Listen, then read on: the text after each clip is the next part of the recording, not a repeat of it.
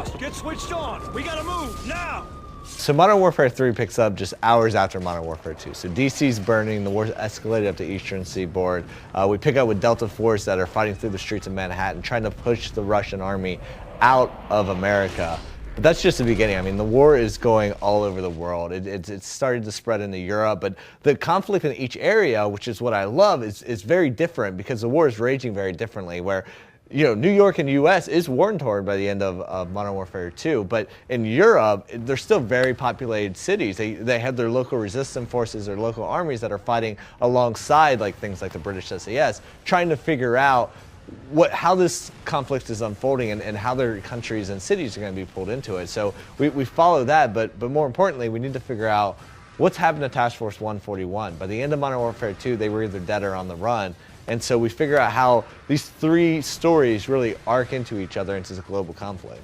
The gameplay, the rules of engagement, everything changes in these different environments when you're dealing with a city like London of fighting through the tube and having these people there who are crossing the crossfire of the way you fight is very different, and that spawns things like gameplay mechanics and things that we've added to the game that are a result of moving from the outskirts into these more dense urban environments. Things like the dual scope system that you'll see when you're fighting through Manhattan that allows you to change your scope on the fly from either a long range or a close range optic based on how the environment's playing out. In Modern Warfare 3, we have our massive multiplayer that we're not diving into detail, but then also in Spec Ops, our survival mode, we're blowing it out in an all-new way. I mean, we're bringing in and really blurring the lines between what is a single-player experience. We're bringing in big moments, but then more importantly, you're playing it on all the multiplayer maps on the survival mode, the new infinite wave-based mode. We're bringing in kill streaks, progressive ranking, unlocks, you buy new attachments, buy new guns, buy new gear, allow you to change up your gameplay style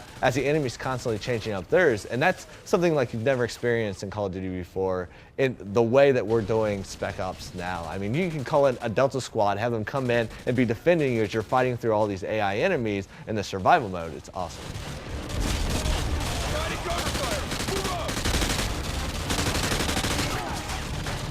Yeah, well, I mean, this is definitely taking the very classic survival or wave-based mode and putting that Modern Warfare twist on it, and like just adding all that adrenaline, that super fast, smooth gunplay to it, but then also adding in all the things that you love that allow you to constantly be customizing the experience. Because what I love is because you have progressive ranking and you're constantly unlocking new abilities. Hour 1 of playing Spec Ops is completely different than your Hour 10 of playing Spec Ops because you can do more, you can react differently, and then plus you're getting better and constantly getting the later waves because it never ends. Spec Ops is infinite until you die. We're detecting multiple hostiles on the rooftops in your area. You now have OpCon of a fully armed Reaper. Coming off of Call of Duty 4 at its time felt like the biggest thing of all time.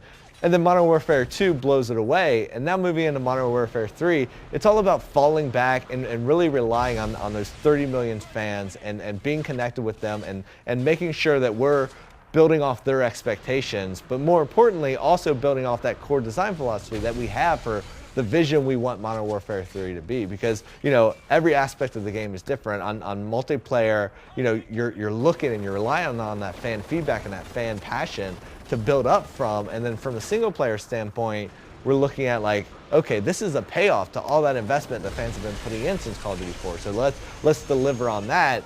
And then on every other, looking at how we can blur the line between those experiences and give new ways to experience a game and introduce people who are maybe traditionally single player only or traditionally co-op only into other aspects of the game.